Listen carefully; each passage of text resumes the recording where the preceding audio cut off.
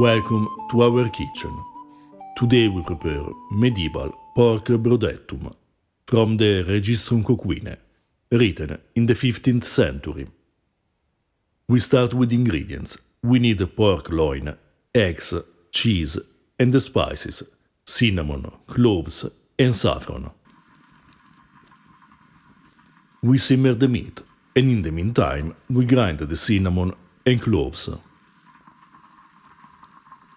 The author specifies to use sweet spices for this recipe in addition to crocus, saffron.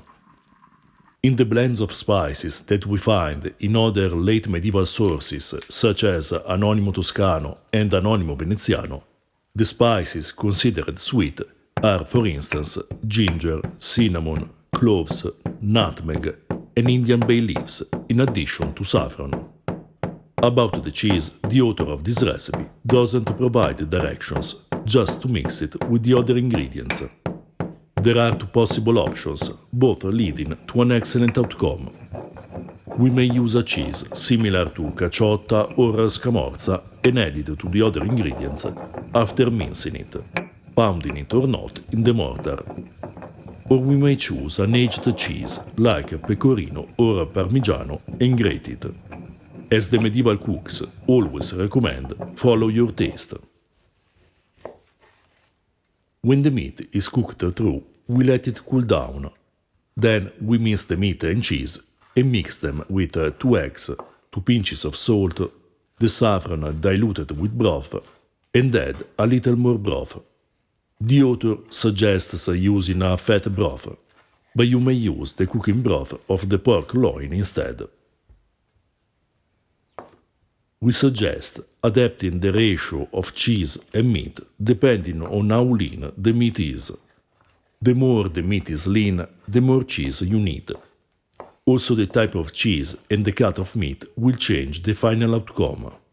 If you use pecorino and pork collar, you will obtain a stronger taste, whereas with more broth and another egg, the outcome will be more delicate.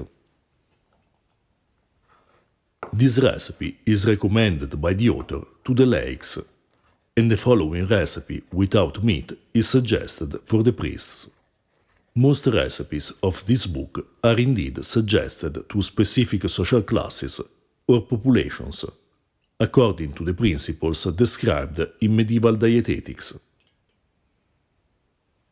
To know more about the source of this recipe, check out our translation of the Registrum Coquine, a cookbook written in Latin by the German cook Johannes Bockenheim, which includes more than 80 recipes, many of them very easy to prepare. If you are interested in earlier medieval food, we suggest our new book, De Observatione Ciborum, Early Medieval Recipes at the Court of the Franks, which includes the translation of a source written in the 6th century by the Byzantine physician Antimus. For more information about ancient food, instead, we recommend reading Ancient Roman Cooking, or check out our Patreon page, in which you find articles on historical food and translations of ancient and medieval sources. All our books are available on Amazon in English and Italian. To support our work, you can buy us a beer or purchase our merchandise. You find all the links in the description below. We cook the mixture at low heat without stirring, just until the eggs set, and serve dusting with cinnamon and cloves. The author specifies not to move the mixture until it is time to eat. This makes sense because the eggs set, giving the dish a nice consistency. But then he contradicts himself and writes to plate the brodettum, removing it from the cooking vessel. But in this way we ruin the presentation, at least partially. We followed the recipe despite the contradiction, but we suggest cooking single portions and serve them in their cooking vessels.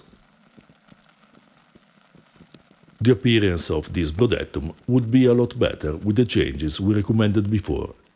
Anyway, the taste was incredibly rich and savory, intensely fragrant with spices. The consistency is thick and very pleasant. It may be worth trying also the version without meat described by the author of this recipe in the following paragraph. But with pork it was excellent. We recommend pairing this dish with green ravioli or another kind of medieval pasta such as lasagna. You find the links in the description below. If you're interested in ancient foods and flavors, subscribe our channel and consider supporting us on Patreon.